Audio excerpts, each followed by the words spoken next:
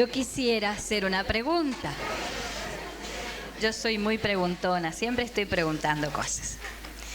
A ver, levanten la mano los que sienten que mientras iban cantando, se iban liberando, se iban sanando un poco de la tristeza. Gracias, Jesús. Gracias, Jesús. El Señor tiene sus métodos. Y a veces nosotros esperamos que venga un padrecito sanador para sanarnos. ¿Y cuántas veces los cantos nos sanan, los cantos nos levantan, los cantos nos liberan?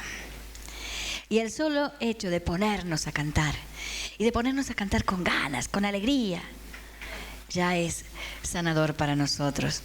Yo me acuerdo que en los primeros tiempos, yo todavía no dije mi estado civil, es que más de uno cree que soy monjita, los que no me conocen. Pues yo soy madre de familia, soy viuda, tengo 2 hijos. En los primeros años, cuando recién entré a la renovación, y estaba tan mal, me sentía tan sola, tan desahuciada de todo.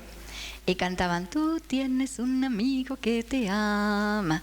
Y yo lloraba porque me sentía que no tenía a nadie que me amara y que solo me cantaran esto, que tenía un amigo de verdad. Y empecé a sentir que Jesús era mi amigo, lloraba. Como yo no podía perdonar tantas cosas que me habían pasado cuando cantaban, ay, perdón, perdón, sin igual perdón en Jesús. Y yo lloraba y lloraba y lloraba porque no podía perdonar. Cualquiera de todos esos cantos, cualquiera, el más simple, el más sencillo, a mí me iba sanando el corazón, a mí me iba sanando el corazón. Pero llegó un día en que a mí me dijeron, era una tarde, sí, de un 25 de febrero, Día de la Virgen de San Nicolás ese día. A mí me dijeron que tenía un cáncer terminal, que no había nada que hacer. Y yo estaba con mi hermana más chica, que es kinesióloga, que me acompañó al médico. Y cuando salimos de ahí, yo estaba muy fortalecida por la gracia del Señor, ya estaba dando retiros y demás. Y cuando salimos de ahí, le digo, ¿a quién le vamos a tirar la bomba primero? ¿A quién le contamos esto primero? Mis hijos, por gracia de Dios, una amiga mía los había llevado a San Nicolás ese día. Y entonces no estaban en casa, no, San Nicolás está a 800 kilómetros de mi casa, así que hasta que volvieran al día siguiente, yo tenía todavía 24 horas como para reponerme del shock de lo que me acababan de decir. Le dije a mi hermana, ¿a quién le vamos a tirar la bomba primero? Porque era una bomba, contarle a mi mamá, a mis hermanos. Y le digo, no, ¿sabe qué vamos a hacer? Vamos a misa. Me dice, pero si ya debe estar terminando la misa. Eran las 8:30 cerca, y las últimas misas de resistencia son a las 8. Bueno, vamos a ver si llegamos aunque sea a la comunión. Cuando entré a la iglesia estaban cantando, danos un corazón grande para amar, danos un corazón fuerte para luchar. Y era la procesión de la comunión. Y me metí en la procesión de la comunión y no les cuento cómo iba llorando mientras cantaba Dame un corazón fuerte para luchar. Y sentía en mi corazón que le decía amén a la lucha. Sí, Señor, voy a luchar contra este cáncer como si no me voy a morir nunca. Voy a pelearle duro al cáncer, voy a hacer todo lo que me digan. Pero sentía en mi corazón el consuelo. Como que el Señor mismo con ese canto me iba sanando el corazón, diciéndome, yo te voy a dar un corazón fuerte para luchar. No era casualidad que estuvieran cantando eso. Después de la comunión, bueno, le dije amén a la lucha. Sí, Señor, porque lo primero que hace un enfermo se tumba, se hunde, se deprime, se desespera y iba perdiendo con eso un poco de vida. Si ya le quedaba poco, pierde vida y pierde fuerzas para luchar, ¿no? Hay que pedirle al Señor siempre fortaleza para eso. Y cuando terminó la misa, empezaron a cantar, Madre de todos los hombres, enséñanos a decir amén. Y la primera estrofa que cantaron fue esta, cuando nos llegue la muerte y tú nos lleves al cielo, Madre de todos los hombres, enséñanos a decir amén. Y supe que tenía que decirle amén a la muerte. Acababa de decirle amén a la vida. Y ahora el Señor me decía, decirle amén a la muerte. que venga lo que venga, es mío. Era como si Él me estuviera gritando, no tengas miedo, soy yo. Como si Él me gritara fuerte, decirle amén a la vida, decirle amén a la muerte. Cuando salimos de allí, me dice mi hermana, y bueno, ahora sí, ¿a quién le tiramos la bomba? Bueno, vamos a organizar una fiesta familiar. Fuimos, compramos asado, invitamos a todos mis hermanos, vinieron todos. Y uno de mis cuñados en chiste dijo, sí, ¿qué tenemos que festejar? ¿Se casa la suegra? Mi mamá viejita. Y entonces le digo, no, vamos a festejar algo muy lindo, muy lindo. Vamos a festejar el inicio de una lucha que va a terminar bien. Y va a terminar muy bien. Me acaban de decir que no me quedan ni 20 días por un cáncer, ni 20 días de vida. Y vamos a luchar como si no voy a morir nunca. Y si me muero, la lucha va a terminar mejor que nunca porque va a terminar en el cielo. Se quedaron todos secos y empezaron con los ojos llenos de lágrimas, pero las carcajadas, diciendo, a vos solamente se te puede ocurrir esto. Y empezamos a brindar y a reírnos. Y realmente fue el inicio de una lucha, ya hace 10 años, que terminó bien, por gracia de Dios. Pero esos cantos aquel día a mí me ayudaron. El Señor nos sana de todas las formas posibles, pero pasa que no nos dejamos sanar, porque ni siquiera nos damos cuenta de que estamos enfermos. ¿Cuánta gente que tiene celos tan grandes, sin darse cuenta que los celos son la enfermedad del amor? Y es un amor enfermo que va gritando, te quiero para mí, solo para mí, no quiero compartirte con nadie, porque ya demasiado perdí, porque ya demasiado tuve que compartir y me quedé sin nada, porque ya no puedo vivir así. Los celos son la enfermedad del amor, y hay tantas enfermedades del amor, pero no nos damos cuenta. No nos damos cuenta de lo que el Señor va haciendo, hasta que un día nos pasa, ni siquiera de cómo está de triste nuestro corazón. Ustedes recuerdan la historia de los discípulos de Emaús. A mí me encanta la palabra de los discípulos de Emaús porque es una palabra que sirve para todo. Y de tantas formas uno la puede tomar, la puede mirar, ir haciendo una lectura diferente. Es que todas las palabras son nuevas cada día. Todas las palabras son nuevas. Y dicen que una tarde muy triste iban caminando los discípulos de Emaús. Y la palabra de Dios nos dice claramente, ese mismo día fue el día en que acababan de enterrar a Jesús. Al día siguiente, fueron a hablar entre los apóstoles, se hablaban entre ellos. Hay muchas historias que cuentan de los santos que le han pedido a la Virgen, sobre todo, mostrarnos qué pasó el Sábado Santo. Y que cuentan los entretelones, la Virgen les mostró a muchos santos, los entretelones del Sábado Santo. Cómo todos los apóstoles se escondieron por miedo, por vergüenza. Tenían tanta vergüenza de haberlo abandonado. Y cómo Juan y Magdalena, que fueron los que se quedaron, el más joven y la más pecadora, fueron en búsqueda de todos los demás, ¿no? Y todo lo que debió pasar, cómo debieron estar de avergonzados. ¿Cuántas veces nosotros tenemos vergüenza? La vergüenza es algo de lo que el Señor a veces viene a sanar interiormente, pero de una manera muy fuerte, porque no nos damos cuenta hasta qué punto nos pesa. Los hijos de padres alcohólicos, los hijos de madres perdidas por allí en la prostitución, de padres corruptos, de padres que están presos por crímenes o por lo que fuera, y que se tiene que vivir una vida entera de vergüenza. Y la vergüenza paraliza, y la vergüenza agobia, y la vergüenza enferma y hunde. Los apóstoles tuvieron que sufrir todas las cosas. Y dice la palabra de Dios, estos eran discípulos, es decir, también muy allegados a Jesús, los que siempre estaban escuchando sus enseñanzas. Ese mismo día 2 discípulos iban de camino a un pueblecito llamado Emaús, a unos 30 kilómetros de Jerusalén, conversando de lo que había pasado. Mientras conversaban y discutían, Jesús en persona se les acercó y se puso a caminar a su lado. Pero algo impedía que sus ojos lo reconocieran. Jesús les dijo: ¿qué es lo que van conversando juntos por el camino? Ellos se detuvieron con la cara triste. Uno de ellos, llamado Cleofás, le contestó: ¿cómo? ¿Así que tú eres el único peregrino en Jerusalén que no sabe lo que pasó en estos días? ¿Qué pasó?, preguntó Jesús. Le contestaron: todo ese asunto de Jesús Nazareno. Este hombre se manifestó como un profeta poderoso en obras y en palabras, aceptado tanto por Dios como por el pueblo entero. Hace unos días los jefes de los sacerdotes y los jefes de nuestra nación lo hicieron condenar a muerte y clavar en la cruz. Nosotros esperábamos, creyendo que era Él el que había de libertar a Israel.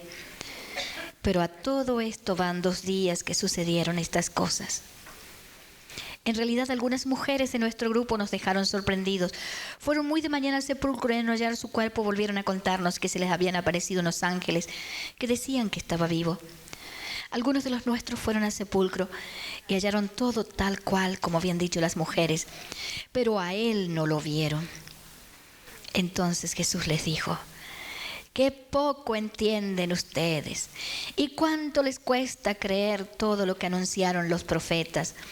No tenía que ser así, y que el Cristo padeciera para entrar en su gloria. Y comenzando por Moisés y recorriendo todos los profetas, les interpretó todo lo que las Escrituras decían sobre él. Palabra del Señor. Vamos a leer hasta allí.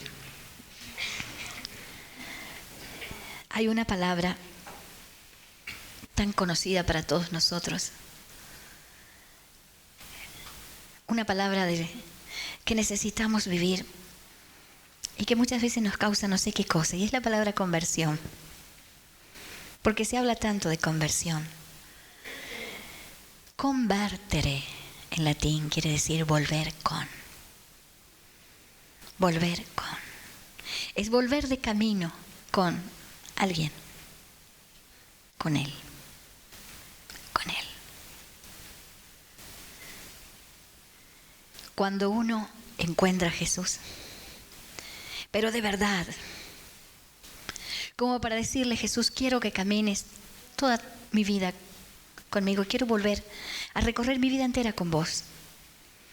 Entonces puedo comenzar un camino como el de los discípulos de Emaús. Ellos venían tristes, muertas las esperanzas, desilusionados, desencantados, desengañados, frustrados, fracasados, sentimientos que todos conocemos. Todos sus sueños lo habían puesto en Jesús, y Jesús murió como un vulgar delincuente. Todas sus esperanzas de libertad las habían puesto en el Señor, pero todo había fracasado. Y dice la palabra que Jesús mismo empezó a caminar con ellos. Cuando uno viene rebobinando con Dios todo lo que pasó, todo este dolor que hemos pasado, Él mismo se pone a nuestro lado y empieza a caminar con nosotros. Pero ellos no lo descubrieron, no supieron quién era, no lo reconocieron. Y esto nos puede decir 2 cosas: o que ellos estaban con la mirada demasiado nublada por el dolor, o que Jesús estaba demasiado transformado por esta nueva vida que tenía, por su resurrección. Era el domingo y el Señor había resucitado.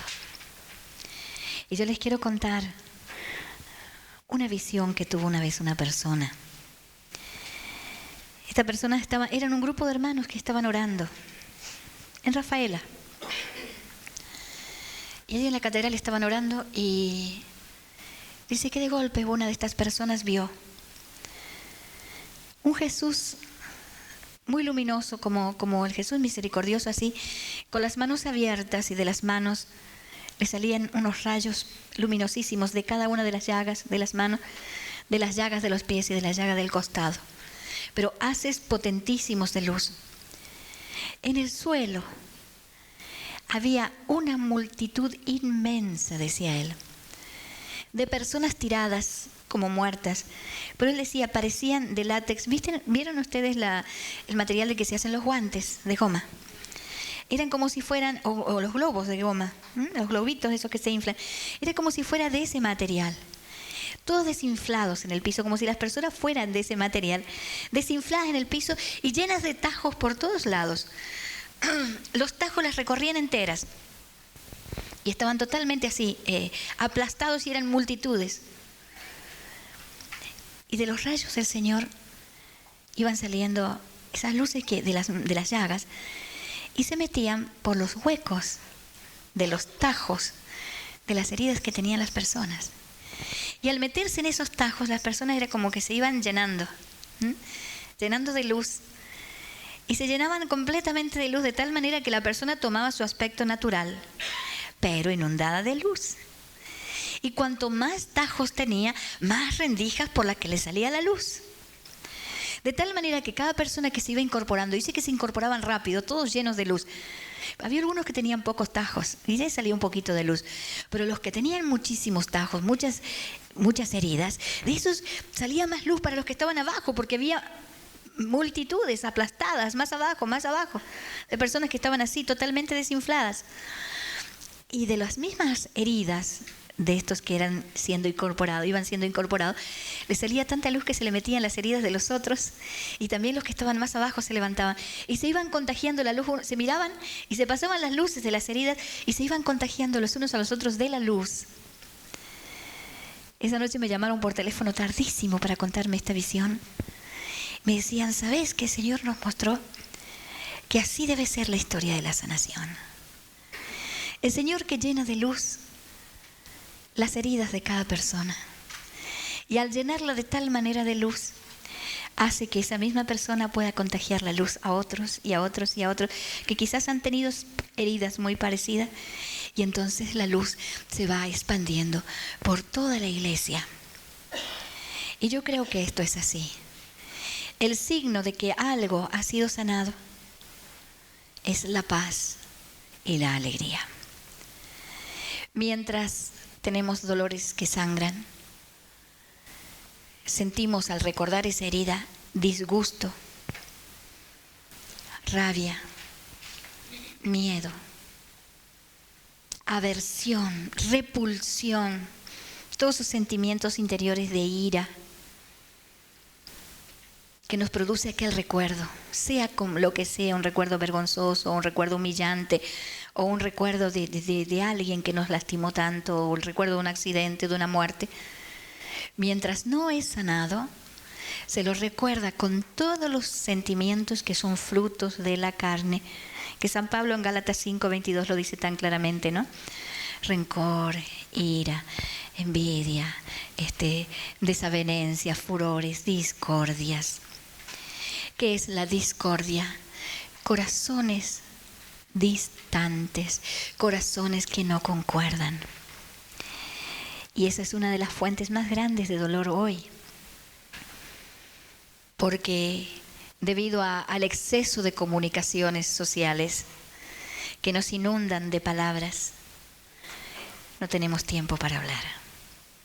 Y no tenemos tiempo para profundizar el amor. No tenemos ya tiempo para la intimidad en las familias. Y entonces nadie conoce el corazón del otro. Solo conocemos opiniones sobre tal problema, sobre tal situación, opiniones, pero no el fondo del corazón. No el fondo del corazón. Y el Señor, cuando viene a sanar completamente. Y viene a tocar las heridas más profundas y a dar luz. De tal manera que cuando volvemos a recordar aquella historia que ya ha sido tocada por Jesús, al principio es como que deja un poco de dolernos y uno ya no llora. Pero después uno la puede recordar con profunda paz, hasta que llega un tiempo en que uno recuerda todos aquellos dolores con alegría, porque han sido totalmente sanados. Y nos dan esa sensación de paz y de alegría, porque no duele nada. Y no solamente que no duele nada, sino que uno ha descubierto, volviendo con Jesús, todo el bien que me trajo aquel dolor, todo el bien que me aportó. Los discípulos de Emaús volvían tristes, no habían entendido nada. Mientras nosotros no dejemos que Jesús nos explique las escrituras de nuestra propia vida, vamos a caminar como los discípulos de Emaús, en una tarde gris sin resurrección.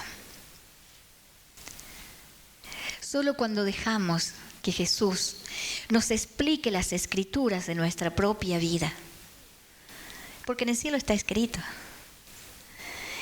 en el libro de la vida está escrita nuestra vida, y nosotros vamos mandando todos los días una página para el cielo,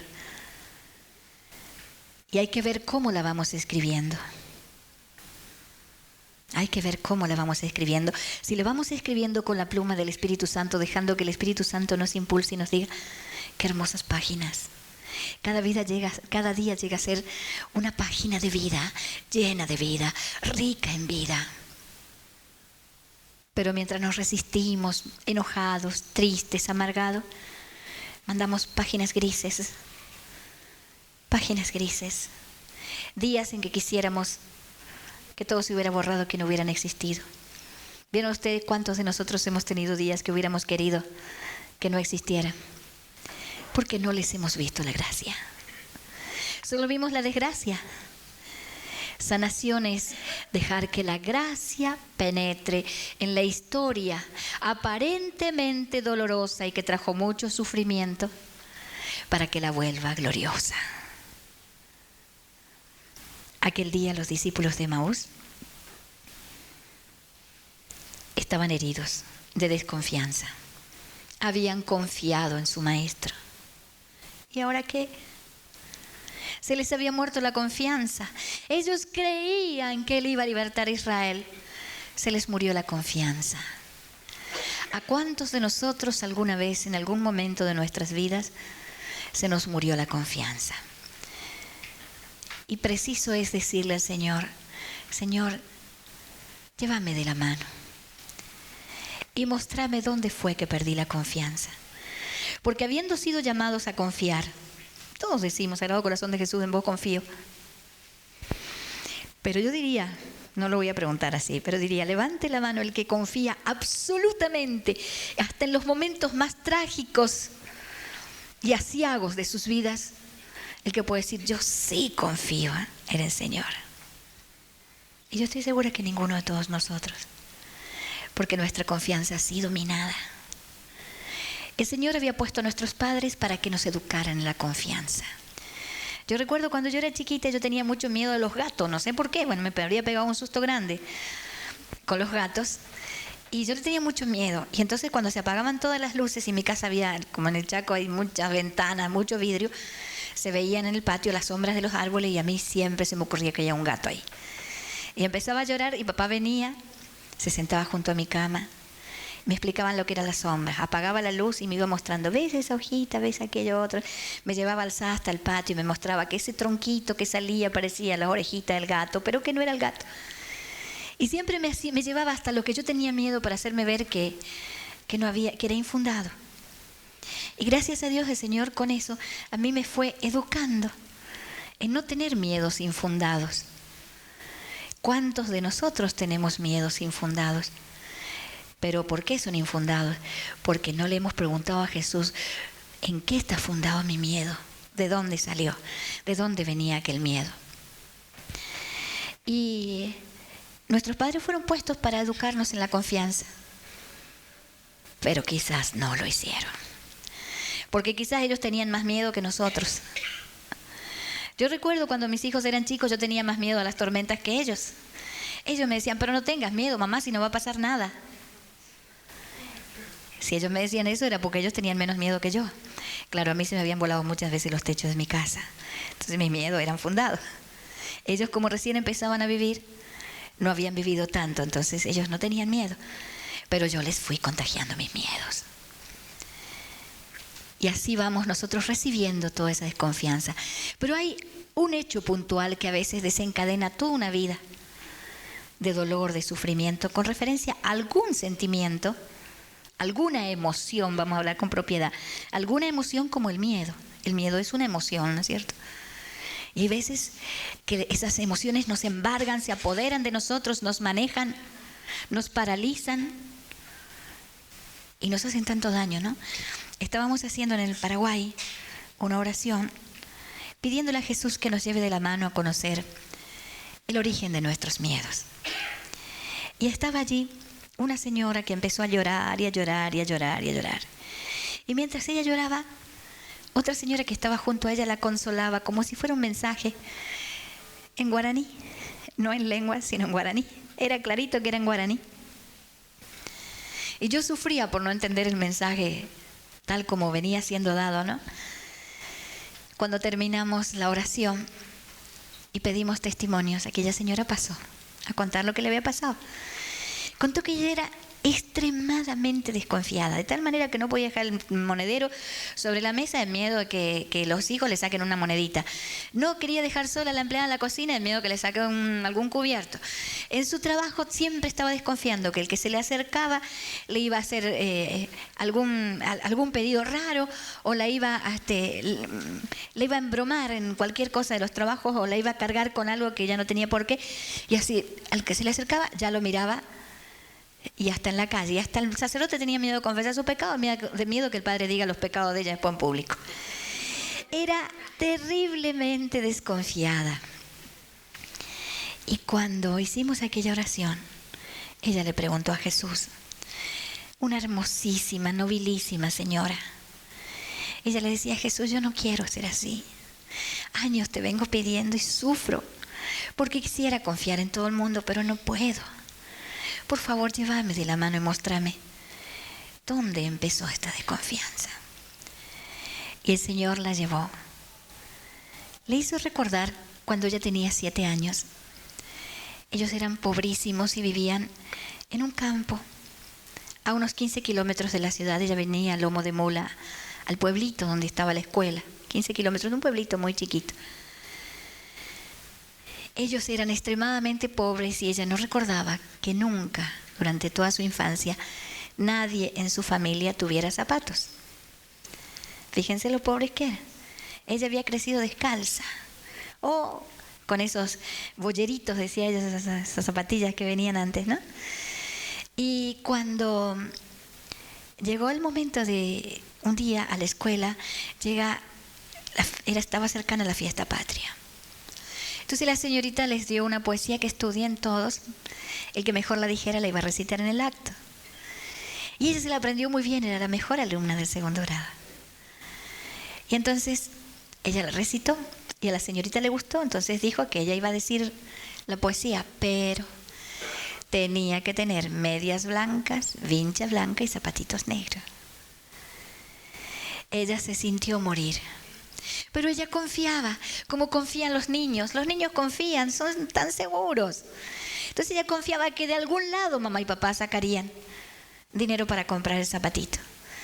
Entonces ella fue a la casa, los entusiasmó. Vivían en un campo grande que era de los abuelos, sus padres, sus tíos, sus primos, todo un familión enorme allí, trabajando de lo poco que conseguían en una tierra muy árida, de la venta de gallinas, huevos, esas cosas así, leña. Y entonces la familia, que nunca habían tenido nadie que actuara en un Día de la Patria, se entusiasmaron todos y dijeron, bueno, vamos a redoblar los trabajos y vamos a conseguir. El pueblito era tan pobre que no había zapatería. Había un zapatero que hacía zapatos a medida en aquella época en el Paraguay. Entonces juntaron el dinero y le trajeron al zapatero que hiciera los zapatos. Ella estaba feliz. Y faltando 2 días para la fiesta, la señorita preguntó si ya todos los chicos tenían todo. Y todos tenían. Y ella dijo que tenía las vinchas, las medias, pero que los zapatitos se los iba a entregar al día. Y ella no le dijo nada. El día de la fiesta de la patria, ella vino con toda la familia, vinieron en un carro. Felices, y cuando bajaban venían todos con sus mejores ropitas, diciendo que venían porque la niña tenía que decir una poesía. Estaban tan contentos. Y el niño que leía las glosas leyó una y otra glosa. Fueron apareciendo todos los demás chiquitos que tenían que actuar. Hasta que a ella le tocaba la última poesía, la que cerraba el acto, porque era una poesía preciosa de la patria. Y cuando le tocaba ya el turno a ella, el niño llamó a su compañerita. Y su compañerita pasó a decir la poesía. Ella sintió que se le derrumbaba el mundo. Para colmo, los niños a veces suelen ser crueles y cuando terminó el acto le decían: tonta, tonta, tonta, te quedaste con las medias, los zapatos, la vincha y el verso sin decir. Y ella decía que volvió toda la familia humillada, con la cabeza baja. Toda la vida habían sido muy humildes y habían sido humillados siempre, pero nuevamente otra vez. Y ella sintió, ella decía esto, que si su señorita, que la quería tanto, fue capaz de hacerle esto, entonces todo el mundo era igual. Entonces ya no creería más en nadie. Entonces se murió su señorita y se murió su confianza para siempre. Nunca más en la vida voy a confiar en nadie. Y se ató con sus palabras. Y se ató para siempre. Las palabras tienen un poder muy grande y nos atan. Y esas promesas o juramentos que nos hacemos en los momentos en que nuestra alma se desgarra, son fuertes porque nos crean un lazo fuertísimo, durísimo con el que nos atamos y cuesta mucho desatarse después. Porque con la emoción tan fuerte, el propósito se hace intenso. Y entonces uno dice: se murió para mí, no quiero saber nada. Y se murió. Y la confianza se murió.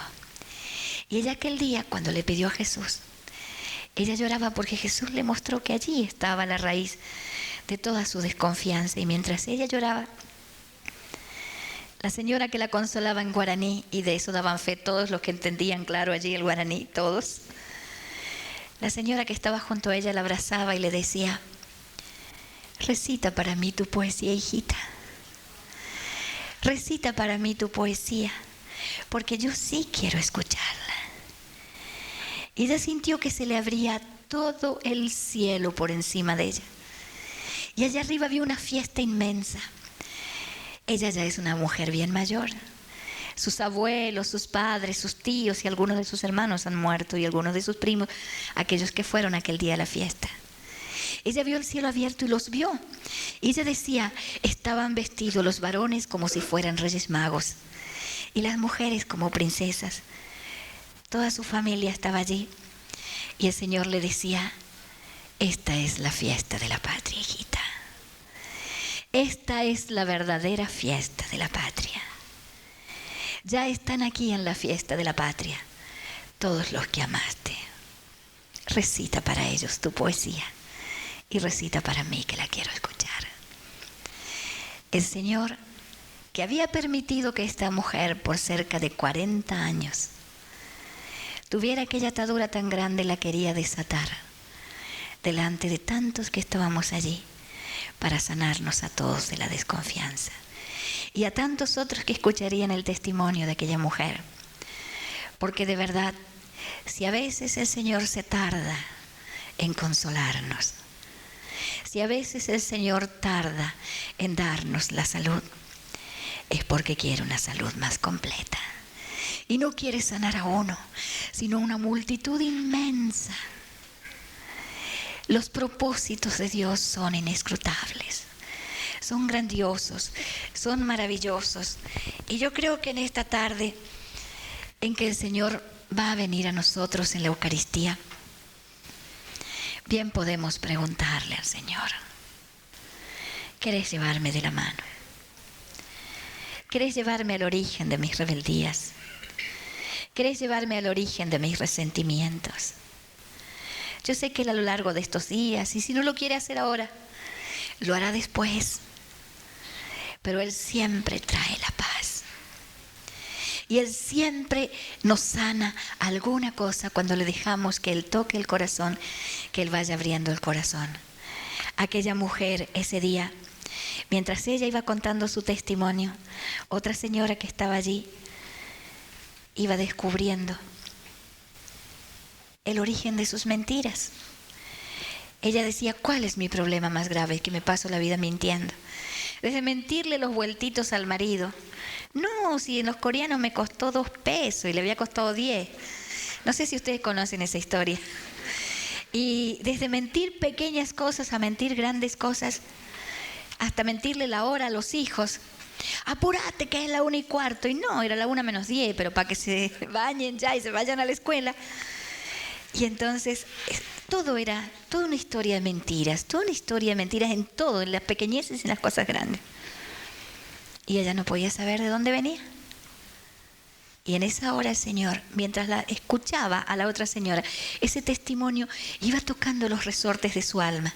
Y en el acto recordó, cuando ella tenía 13 años, ella volvía un día a la casa, venía para estudiar con sus compañeras y en la puerta la recibió la mamá muy enojada diciendo, te fuiste, dejaste todo tirado, dejaste toda la cama sin tender, todo lo que yo te pedí que hiciera, no hiciste nada, la retó, de atrás salió el papá retándola. Y ella se fue, se metió en el patio y dio un portazo, se encerró con las amigas. Y cuando llegaron allá, las amigas le dicen, vamos a tu pieza, se fueron a la pieza. Se encerraron con llave en la pieza y ahí las amigas le dijeron, vos no tenés que sufrir porque tu mamá y tu papá te reten, vos no tenés que ponerte mal, porque sabés una cosa, ellos no son tu papá ni tu mamá, vos sos la única que no sabés que soy hija adoptiva, pero todo el pueblo sabe que vos sos hija adoptiva. Y ella se quiso morir y no quiso escuchar esa verdad y no se animó hasta los 18 años a preguntarles a sus padres si era verdad o no. Pero en esos 5 años, ella pensando que es verdad, todo es mentira, empezó a mentir, a fabular una vida que no era, y a partir de allí ya no pudo salir más. El Señor le mostró y pudo perdonar a sus amigas, pudo perdonar a sus padres, pudo perdonarse ella que vivía enojada con ella misma por tantas mentiras. Se reconcilió con ella y con el mundo entero y con el Señor. Es la hora de la Santa Misa. Vamos a pedirle entonces a Jesús que es la verdad. La verdad va a venir a plantarse en medio de nosotros. Y va a sacar a la luz esas verdades profundas que a veces ni siquiera hemos querido ver. El amor se va a plantar aquí en medio de nosotros y se va a ofrecer para sacar a la luz todos esos desamores y todas aquellas personas a las que quisimos y con las que es necesario reconciliarnos. La vida se va a plantar en medio de nosotros. Y bueno es dejarle en sus manos toda nuestra vida para hacer un camino de regreso con Él. Vamos entonces a prepararnos con un canto y seguir dejando que el Señor vaya tocando y vaya sanándonos.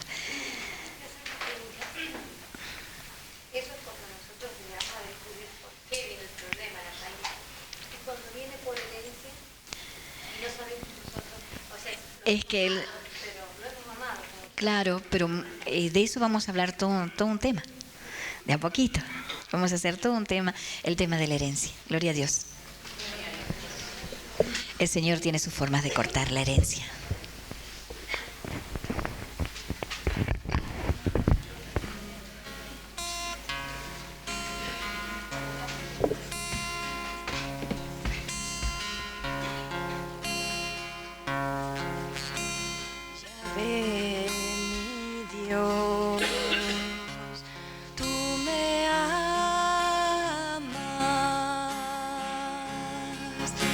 Yahvé, mi Dios. Sigamos en el clima de oración. Yahvé, mi Dios. Tú me amas. Yahvé, mi Dios. Tú me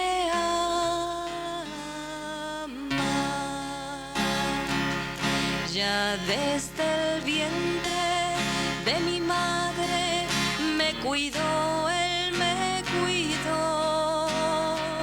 Sobre las plumas de sus alas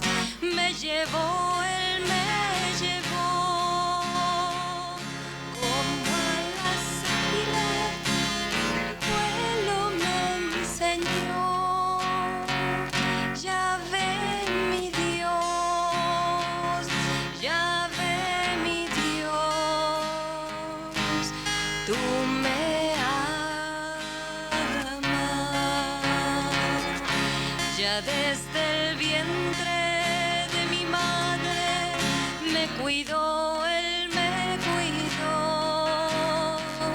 Sobre las plumas de sus alas me llevó, él me llevó.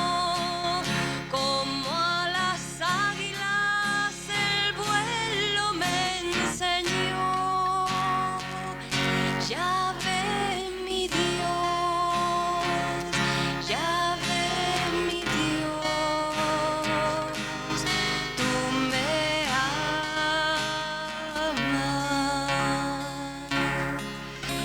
Ya ve mi Dios, tú me amas. Ya ve mi Dios, tú me amas.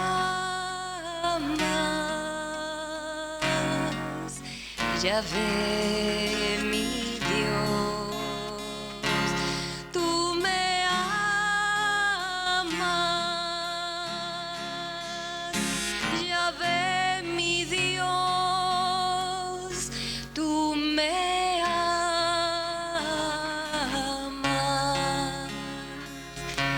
Ya desde el vientre de mi madre me cuidó, él me cuidó. Sobre